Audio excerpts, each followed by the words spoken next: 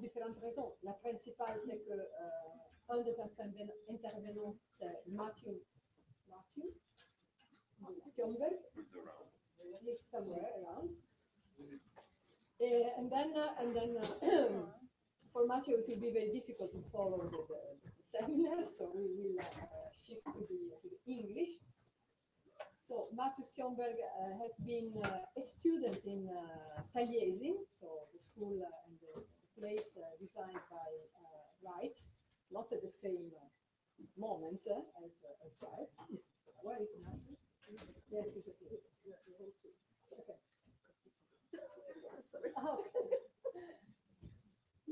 Matthew est un doctorant du laboratoire of urbanism, un des deux intervenants principaux, et avec Catherine Momy, qui est professeure à Grenoble, et c'est quelqu'un d'assez intéressant, Catherine Momy, quand même. Elle a beaucoup étudié les États-Unis. Elle continue à être fascinée par l'urbanisme des États-Unis. Elle a terminé récemment un nouveau livre sur Wright et sur Broadacre City, qui va sortir dans quelques temps, on espère assez peu. Mais Catherine Momy a aussi beaucoup étudié André Corbeau. Donc il y a... Non, c'est correct.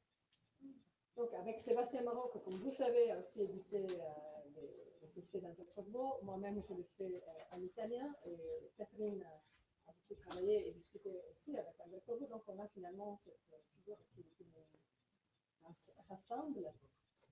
Et donc même les études d'André Corbeau sur la grille américaine qu'elle a elle-même étudiée.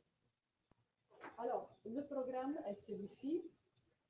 On commence avec Catherine Momy qui nous parlera donc de cette recherche, de cette nouvelle lecture de Wright et de City.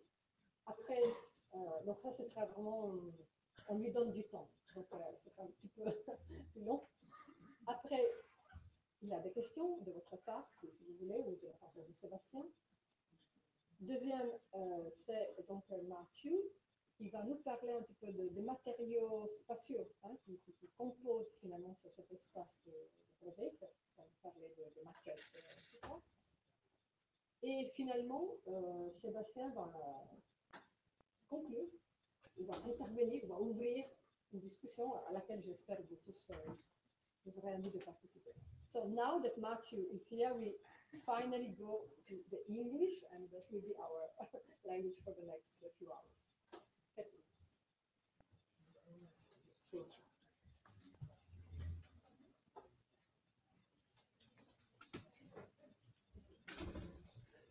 So, thank you, Paola. Thank you for your invitation, because it's always a great pleasure for me to speak about Broadacre City. First, I will apologize for my broken English.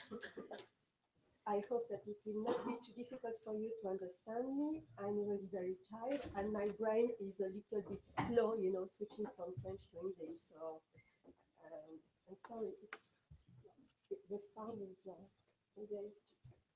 is it better like that? Yeah. So, as Paula said, this project of Broadacre City has obsessed me since I don't know how many years.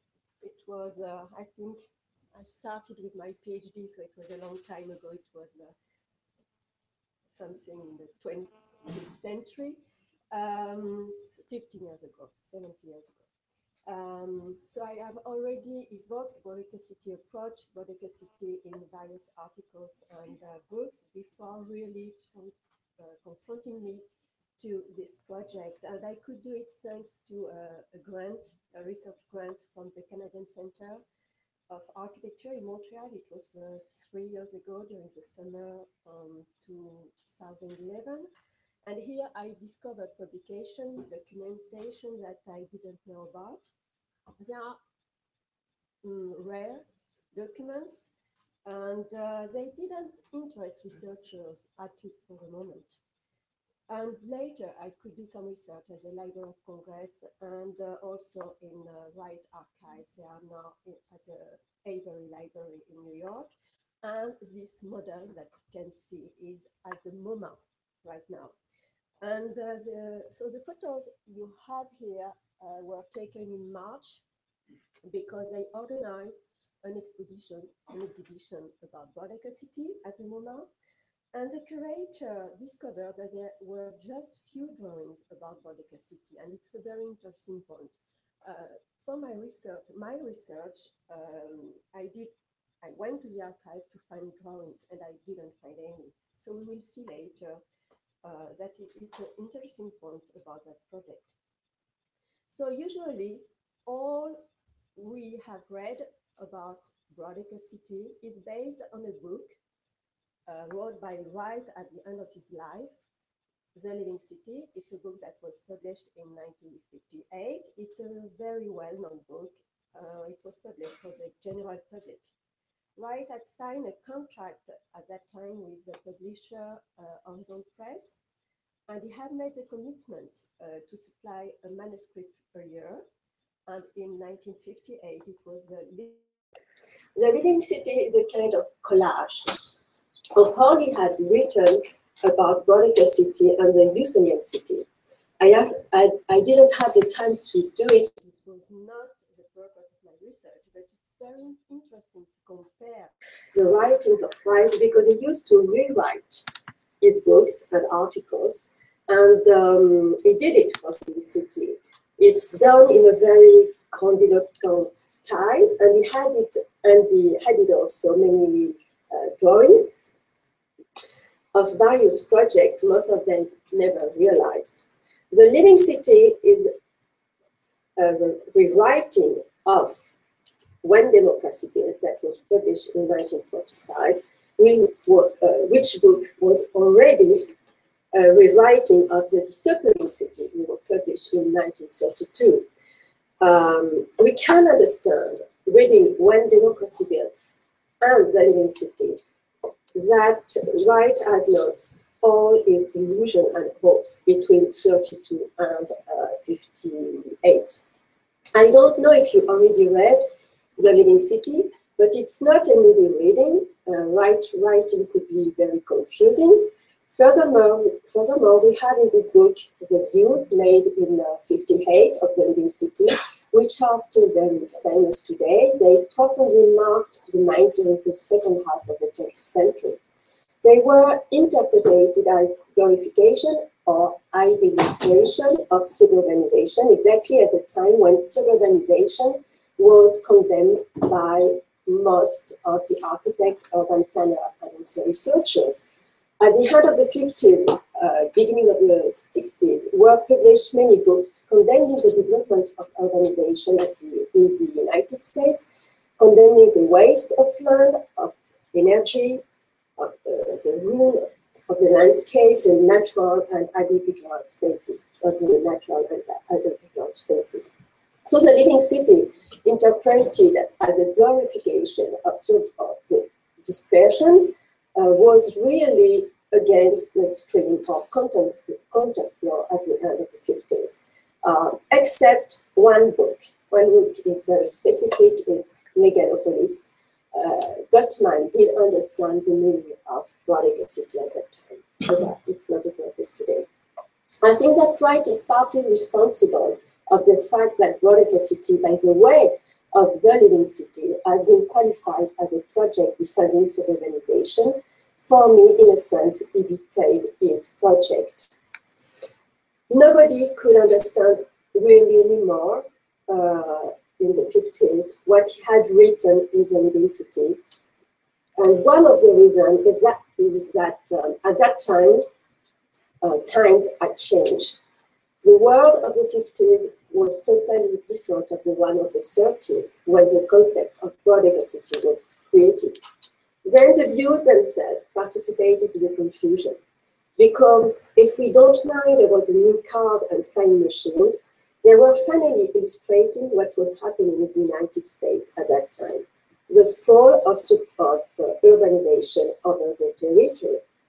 According what I think is that the excess of formalism we can find in the living city has killed, or at least blurred, the message of Broadacre city. Why do I say that? It's a very important question for architects. Sometimes the image produced to explain an idea could be misinterpreted or can hide the idea itself or the principles it is supposed to defend. If we are back to what White had written and said before the Second World War, we understand that Broadacre city is mainly a political, economical, and social project, and that the forms given by the model are not the essential point. Or maybe I should say, the special organization shown by the model should not be considered as something that should be built one day, but as a statement of principles. Broadacre city is a concept, a process. The process of organic architecture and organic capitalism. That means the process of a democratic society. And to understand it, we need to go back to the 1930s. It is what I have done for the book that I was supposed to be able to bring to you today, but publishers are very slow in France, and I hope that I will finally get to do it later. A part of the book is the translation of Wright text about Broadacre city. Broadacre city is born during the period of crisis that precedes this document. Is very important. You will see it many times this afternoon. It's a publication made by the Tyson Fellowship. I will be back to it later. So, Broadacre city is born during the period of crisis that precedes the Second World War. To understand Broadacre city, we need to understand the social, economical, political, and architectural debates of the 30s. And what is interesting is that we can find many echoes today. We all know about the 1929 economic crisis, but we usually ignore that it has been preceded in the US by a serious crisis in the agricultural world, as well as an ecological disaster. During the First World War, US was the breadbasket of Europe, and they started what we call today intensive farming. After the war, it was impossible to sell all that production, so the prices went down.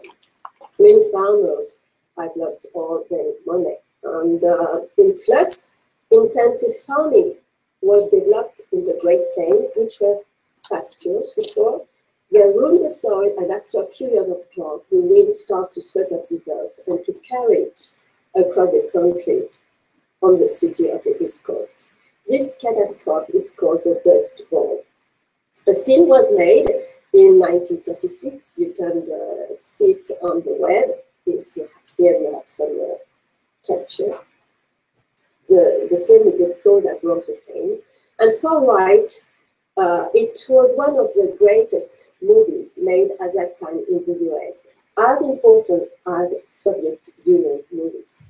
There were also great floods generated by deforestation that caused important erosion. So the aim with Broadacre city is to fight against destruction, this destruction of the landscape, of nature, of the natural resources, but also the destruction of man, who is now treated as a machine or as a pawn in the middle of so many identical pawns. In order to do this, according to Wright, they needed to fight the system in itself. That means the economical system, capitalism, as well as the political system, in order to build a true democracy. And it is the purpose and the aim of Broadacre city. Another important fact is the architectural debate at that time. Architects and architectural critics were looking towards Europe to bring in the US a solution regarding the housing for the very poor. Catherine Bauer, for example, was militantly in favor of Le Corbusier and the principle adopted in Europe, mass housing thanks to industrial progress. Wright couldn't accept the idea of mass housing. For him, men will never accept to live in the same houses repeated hundreds of times. European architects neglect an important fact, according to Wright. Each man is different and needs a place where to live, matching to his personality or individuality. I will come back later on that term, individuality. There is one important building made at that time. It was a true manifesto for Wright, Okatia Camp. It was built in January 1929 and it burned on June 1929. And if you look at architectural journals at that time, it's really very interesting. To the minimum house or space praised by European architects, Wright opposed Okatia camps. Here you have one pages of the autobiography opposing the sales of New York to the liberty of Okatia camp. The meaning of Okatia camp was that you can offer a very worthy condition of living to all inhabitants with just few pieces of wood, canvas, even in very difficult conditions, because we are here in the middle of the Arizona desert. You need, in order to do so, first to take care of the man who will inhabit the building, but also to take care of the place, the nature of the place. Organic architecture is built in harmony with the place, the landscape, but also the climate, etc. So international style or architecture is just inconceivable for Wright. All this is essential to understand Broadacre city. So I want to give you briefly a few chronological points of reference about that project. I will skip this one because just I don't know when I started, so I don't want to be too long. The first time Wright explained really this idea of decentralization is during a lecture, one of the 5 Cannes lecture he had given in May 1930, invited by Princeton University.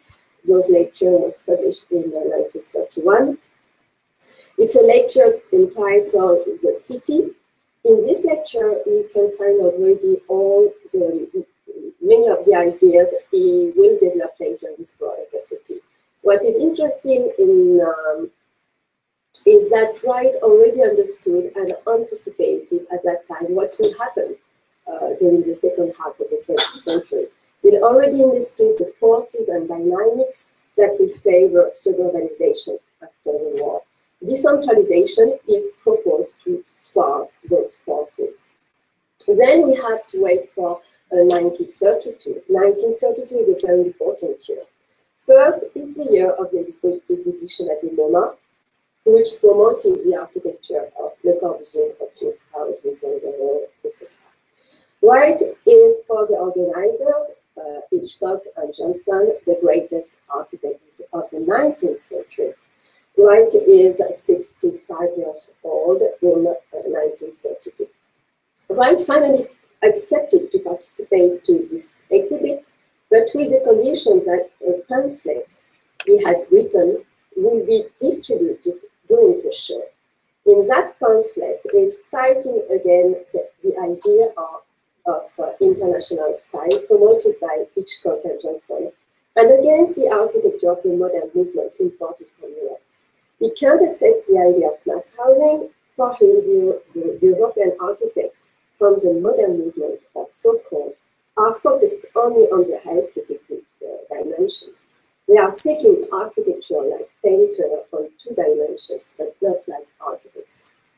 In February 32, Wright gave the first lecture at the Chicago City Club about Broadacre city. The concept of Broadacre city was born in the winter of 1931-1932. It is at least the conclusion I made, also because 2 important books were published by Wright in 1932 with 2 different approaches. First of all, the autobiography published in March 1932. There is one chapter about the Usonian city, but no mention or reference about Broadacre city in that book. The second book is important for us. It is A Disappearing City, published in September 1932. Wright wrote it during the winter 1931-1932. It's a condemnation of the city, of the metropolis, of metropolization, and Wright presented for the first time in that book the principles of Broadacre City in order to build a world much more respectful of man and his environment. The metropolis is symbolized by New York, not only as a physical phenomenon, but also as economic, political phenomenon. Because New York City is now imposing its rules to the United States as well as to the world. New York is anti-democratic. It is destroying the countryside to feed itself and to please the world market. It is destroying all the natural and human resources just to make more money in a very short time. So Broadacre City is presented as a solution to put an end to the metropolis and its monopoly. The interesting point in that book, the description of Broadacre City is written. We don't have any drawing or spatial proposition. We can find only 5 illustrations in that book. 4 of them are the photos you can see here, the photo of the city, the cancerous tumor. The last one is a photograph of the countryside, or a kind of idealized countryside, should I say. During the spring 1932, 2 articles presented Broadacre City to a more general public. One in the New York Times in March, the second in American Architect in May. Once again, no illustrations are made by Wright about Broadacre City. The description is a written one. The last point about 1932, we will need it for a few minutes. The opening of the Taliesin Fellowship, the School of Architecture founded by Wright and his third wife. The community of the Taliesin Fellowship was founded according to the principles of education already experienced by Wright's hands, the learning by doing. So no specialization. Each member of the community participates to all the daily tasks, cooking, farming, construction work. I don't know if it's still working that way today. So the Taliesin Fellowship can be considered as a germ of Broadacre City. We will see it later. It is one of the drawings we know about Broadacre City. I told you there are just few of them. And we need to wait for 1935 to get an idea of what could be Broadacre City, spatially speaking, with the famous model and exhibit at the Rockefeller Center in New York in April 1935. The model and the exhibit were made possible thanks to Tom Mahoney from New York and Edgar Kaufman. Edgar Kaufman is very famous for the falling water. So we have to remember that all the project has been stopped after 1929. Thus, Wright, just like so many other architects, didn't have work and money anymore at that time. So Tom Mahoney and Edgar Kaufman gave to Wright the money to realize the model as well as the exhibit, the panels, all the models of the exhibit, and to show it in New York. The model has been built by the Taliesin Fellowship in Chandler, Arizona, during the winter 1934-35. It was finished on April 1st, and they took the road on them to bring it in New York. The opening of the exhibit was on April 15th. The whole exhibition has been designed by Wright and realized by the fellowship. It was composed of the model, the big, huge one, comprehensive model of Broadacre City, but also of panels and 10 smaller models of some buildings or of the motorway interchange, for example. In parallel to the exhibit, I will publish in architectural journals 2 articles. One of them is very important. The article in Architectural Record in April 35 is really the most important. It is a reference article about Broadacre City at that time. So it was entitled Broadacre City, a New Community Plan. The second one is published is American Architect.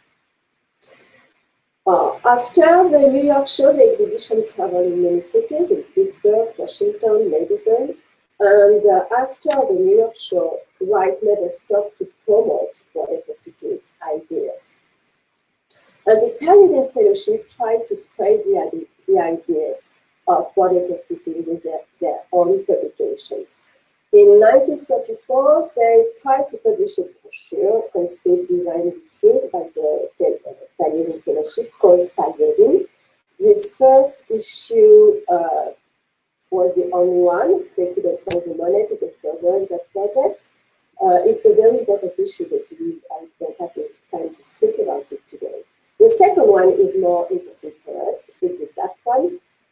It was published in October 1940. Wright is now back on the scene. He's one of the most greatest architects of the 20th century. He had realized some of the most famous buildings built before the Second World War.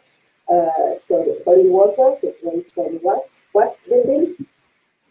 The Taliesin Fellowship published a new issue of Taliesin in October, that one, totally devoted to Broadacre City.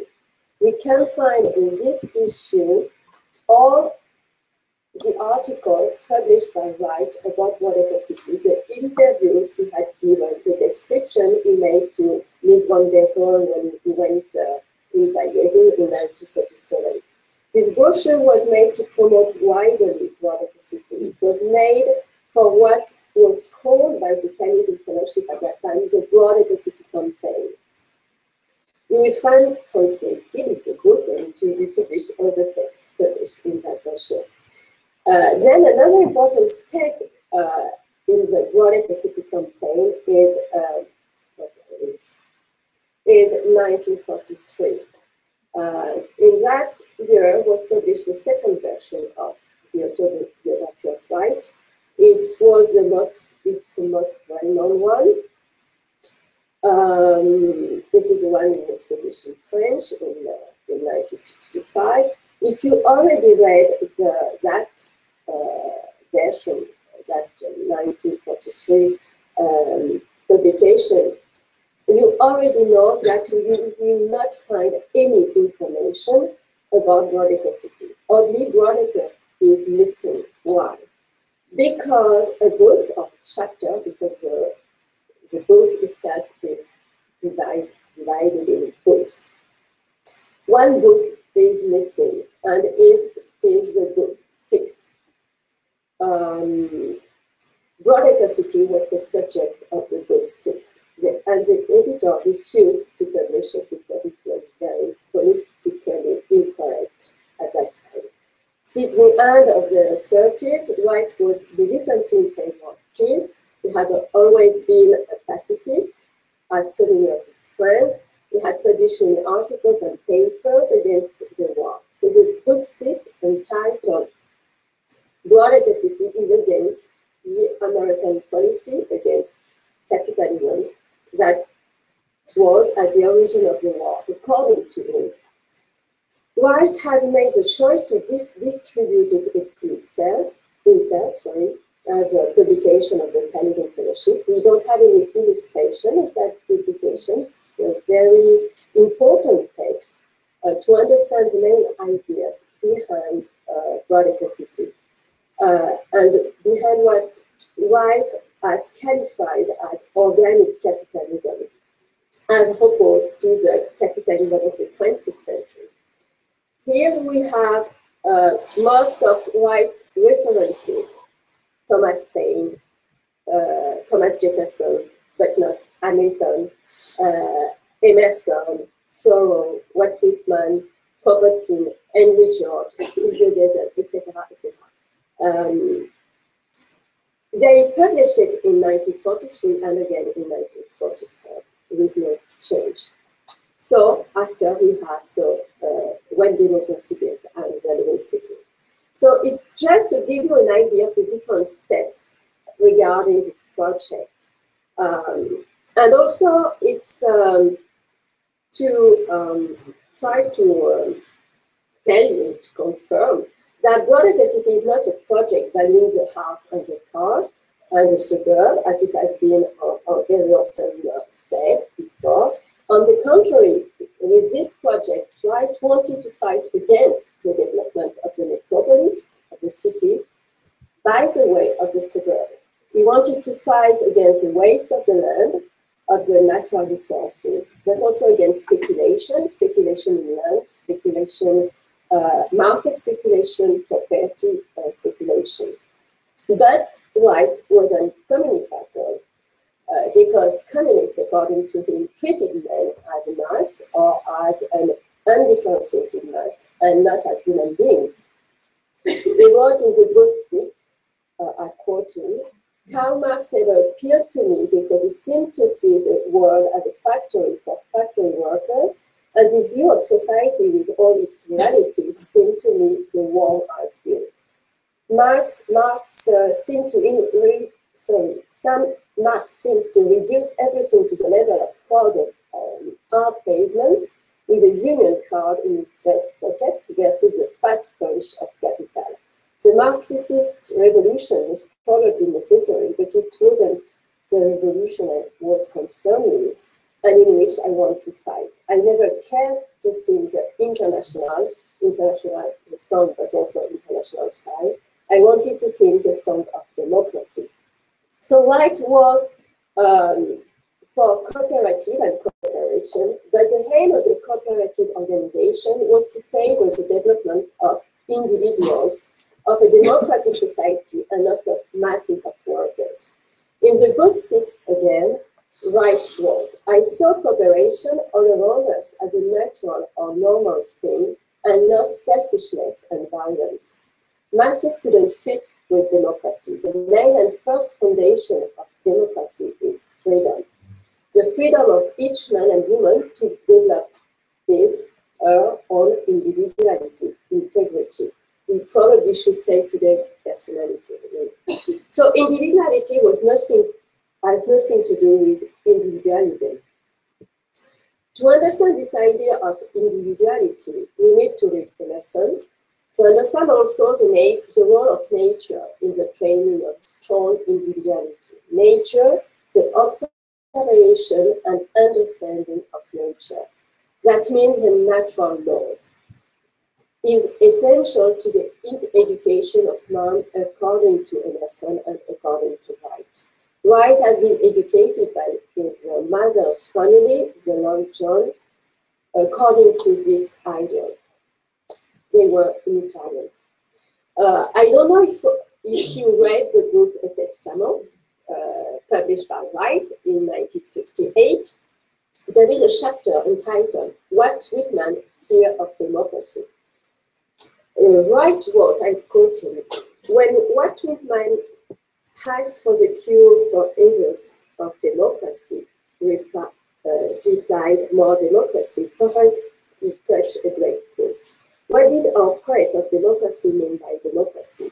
The term of democratic salvation may only be found deep within man himself by his comprehension of the basic principles of nature and of his own human nature." You also have very interesting pages regarding democracy and democratic architecture in Sullivan writing. So according to Wright, the present capitalism and communism were both enslavement of men. A third way has to be founded and proposed, and it was Broadacre City, based on the principle of democracy as defined by the founding fathers of the American democracy. That means first Thomas Jefferson. Why Jefferson? Because for Jefferson, the wealth of the United States was in the land and the man cultivating the land. Jefferson's ideal was close to the physiocrat movement. So Wright frequently quotes Jefferson in opposition to Alexander Hamilton, who was behind the creation of the first American bank. For Hamilton, Wells was in money and industry. I don't have the time to develop this point right now, but this opposition between Jefferson and Hamilton views was again very important during the 1920s and 30s in the United States. We have an important opposition between the East Coast, the industrialized part of the United States, and the South, the Middle West of the West, which were more rural territories, but colonized by the economy of the metropolis, that's in New York, or the world economy. It is what was called metropolization, the uniformity imposed by the world economy, or the industrialized world. Wright couldn't accept it.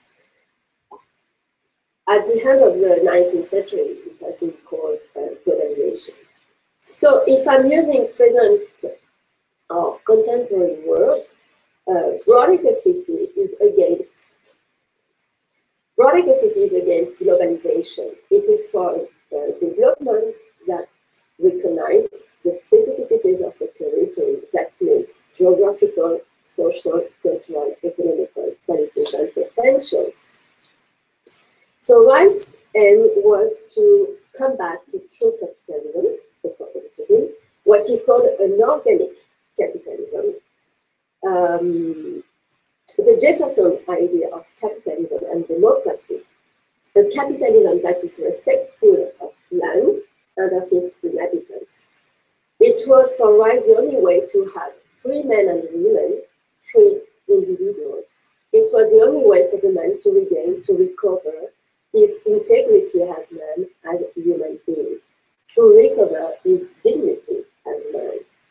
In the book 6, Broadacre City again, he explained, cooperation and freedom and a greater art are certainly possible to the order of a true capital, but no capitalism is true or tolerable where cooperation and freedom of the workers and creative art do not exist and flourish.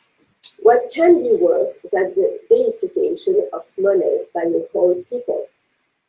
Wright is not alone to think that way at that time. There are many of them.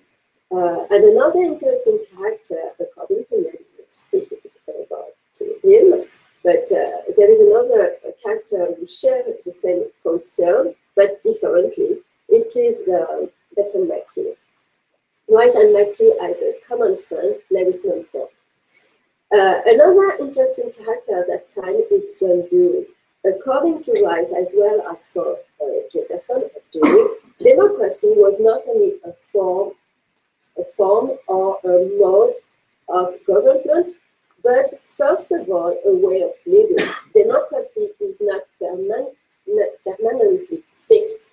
It is a permanent process.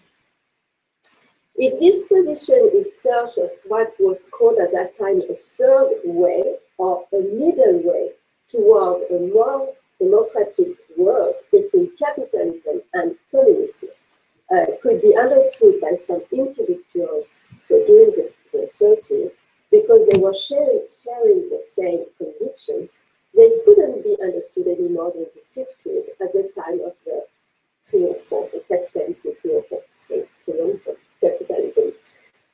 So if we are back to the model, Broadacre City is a project of decentralization. Decentralization of the activities on the land in order to fight against the big cities, the big trusts, the concentration on one point of money, power, etc. The model is showing 4 sections of the American grid, American land survey grid. One section is a square of 1 mile per 1 mile, that's mean 1.6 kilometer. This reference to the grid of the American land survey is very important.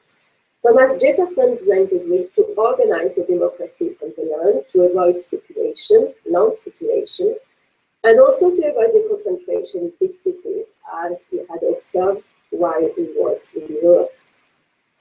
The grid for Jefferson was the mean to impose democracy on the land of the United States.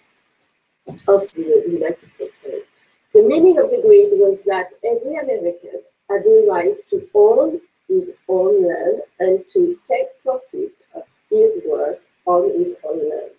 It was planned to avoid huge properties and farmers working for rich landlords, as it was the case at that time in Europe.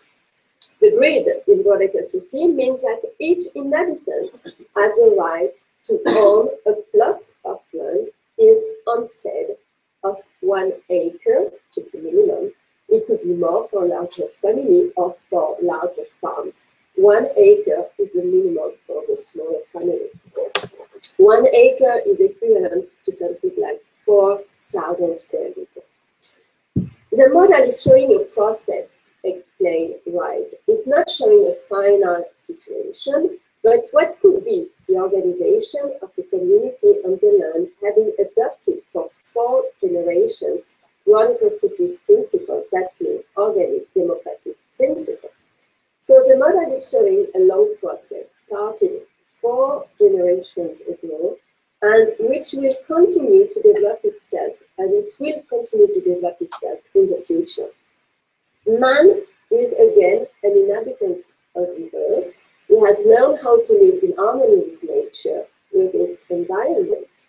There's something about 1,400 families living in Broadacre City, with about 4 persons or more per family, according to Wright. In Broadacre City, each family is living in its own house, so on 1 acre. So each family has a huge garden. The family can produce its own fruits, vegetables, herbs, etc., and so on. For those who doesn't want to live in a house, or who doesn't want to cultivate the soil, the ground, there are also small apartment buildings. In the middle of the houses are also small farms. As White wrote, I quote him, in the buildings for Broadacres, no distinction exists between much and little, more and less. Quality is in all for all alike. There is nothing pure or mean in Broadacre. All is organic. And in an organic architecture, the ground itself predetermines all features. The climate modifies them, available means limits them, function shapes them. It is the reason why each county would naturally develop an individuality. Each county would naturally develop an individuality of its own. It is the reason why it is impossible to imagine that some historians or researchers have done the repetition of the organization shown by the model of the American territory. Broadacre City is not a model to be reproduced. It shows ideas, principles. Each Broadacre citizen has his own car, so he's totally free to move wherever he wants. The car symbolizes freedom, but this doesn't mean that you are always in your car, as it has been the case later in the American suburbs of the 50s, because everything is so organized, decentralized. It is easy to walk to school, to music places, sports fields, theater, clubs, zoo, aquarium, art galleries, little museum, etc., on pedestrian passes separated from automobile roads. To avoid the concentration of the services, they are all distributed on the land, like you can see here. It's little school, little nurseries, little universities in the middle of the community, so the child can walk to school and garden easily and safely. The main part of the community is composed of houses and their gardens and farms, little farms. The idea was to produce for the community, not for the big market anymore. Thanks to electricity and the machine, man had more free time and could take care of his garden and his home. So each family could produce their own vegetable, fruit, and so on, and the surplus could be sold in the cooperative market. The small farm is producing for the cooperative market. According to Wright, it was a way to have less expensive as well as fresher and better food. His aim was to eliminate what he calls the middleman or middleman, who speculates on the work of the producer.